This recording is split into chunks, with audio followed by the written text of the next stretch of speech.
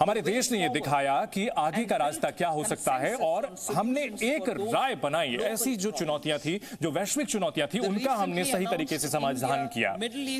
हमने middle east Europe corridor की बात की और एक बहुत ही रणनीतिक और आर्थिक तौर पर बहुत बड़ा गेम चेंजर साबित होने जा रहा है, न सिर्फ भारत के लिए बल्कि इसके साथ जुड़े दूसरे साझेदारों को भी इसका फायदा मिलेगा।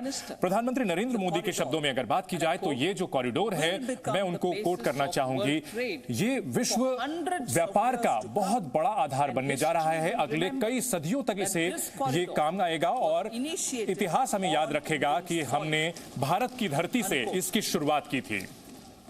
प्रधानमंत्री ने यह बात कही है, विकसित भारत की जो सोच है, हमारी जो सोच है विकसित भारत के लिए, वो ये है कि हमारा देश खुशहाल बने और इसमें हम जो प्रकृति के साथ अच्छी तरह से रहें, हमारे पास आधुनिक ढांचा हो और लोगों को बहुत बराबर के मौके मिले, सभी क्षेत्र के लोगों को फायदा मिले ताकि वो अपनी जो भी संभावनाएं हैं उसका दोहन कर सकें और सही तरीके से फायदा कर सकें। और इसमें हमारा जो प्रदर्शन है वो बहुत शानदार रहा है। हमने अच्छी तरक्की की है, हमने सबका विश्वास हासिल किया है अगले 5 साल में, और ये ऐतिहासिक विकास के अगले 5 साल होने जा रहे हैं और ये सुनहरे अक्षरों में लिखा जाएगा ताकि विकसित भारत का जो सपना है वो हम 2047 तक साकार कर सकें।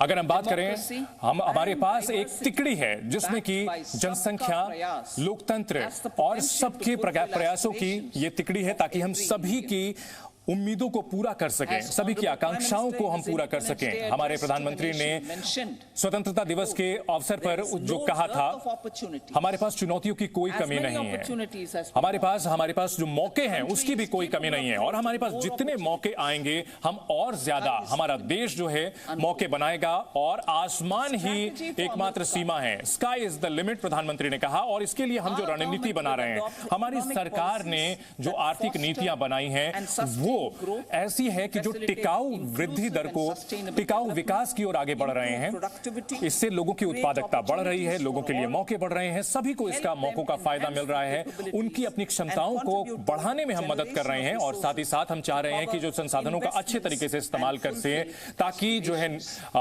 ऊर्जा हो, ऊर्जा के जरिए हम निवेश को आगे बढ़ाएं, हम रिफॉर्म, परफॉर्म और ट्रांसफॉर्म यानी कि सुधार, प्रदर्शन और बदलाव की दिशा में आगे बढ़ रहे हैं और हम एक राय बना रहे हैं, सहमति बना रहे हैं राज्यों के साथ और तमाम इसमें जो हितग्राहक हैं उनके साथ हम आगे बढ़ रहे हैं ताकि इसका सही तरीके से क्रियान्वयन किया जा सके। हमारे लिए जो नीतियां बनाना है वो बहुत, हम चाहते हैं कि समय पर निपटाया जा सके और हम सभी वित्तीय व्यवस्था उपलब्ध कराना चाहते हैं सभी योजनाओं के लिए।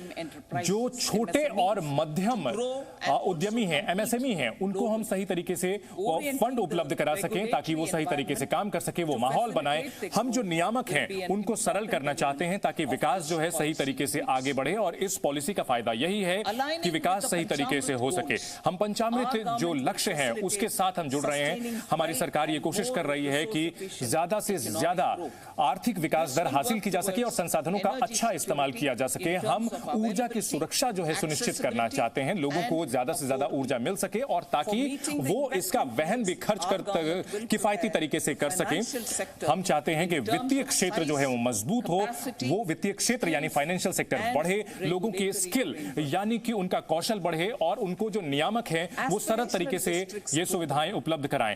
एस्पिरेशनल डिस्ट्रिक्ट प्रोग्राम यानी आकांक्षिक जो जिले वाली योजना थी, हमने इन डिस्ट्रिक्ट जिलों को और ब्लॉक्स को आगे बढ़ाने की कोशिश की थी और वहां पर आर्थिक मौके बनाने की कोशिश की थी।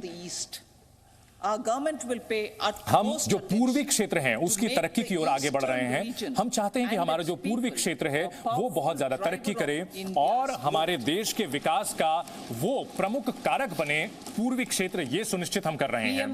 प्रधानमंत्री आवास योजना ग्रामीण की अगर हम बात करें तो इसके सामने बहुत सारी चुनौतियां थी कोविड की वजह से, लेकिन हमने जो क्रियान्वयन पीएम आवास योजना ग्रामीण को आगे बढ़ाया और हम लक्ष्य हासिल करने के करीब हैं। 3 करोड़ घरों का जो लक्ष्य था ये हासिल करने के हम करीब हैं। 2 करोड़ और घरों को इसमें अगले 5 साल में जोड़ा जाएगा ताकि जो लोगों की जरूरतें हैं उनको पूरा किया जा सके। लोगों की जरूरतें बढ़ रही हैं, परिवार बढ़ रहा है, इसलिए 2 करोड़ और घर उपलब्ध कराए जाएंगे।